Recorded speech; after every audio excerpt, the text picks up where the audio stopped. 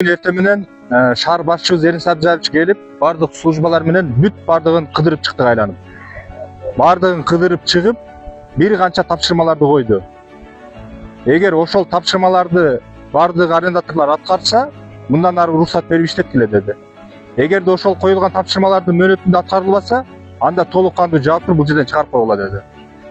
Муну аркадан эшиктен кирип, ушундайынан айланып круговой чыгып кеткенге чейин айланасын жарыктандыруу, сырдоо, актоо, мунулордун түшүп кеткен таштарды оңдоо бардыгы биз өзүбүз оңдойбуз.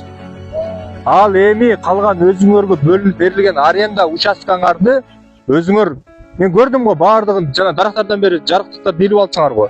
Иштеткен мен иштетем, адамдарга жарык шарт түзүп берем деген арендатор жаркыратып кой тур, жарыктар бар экен.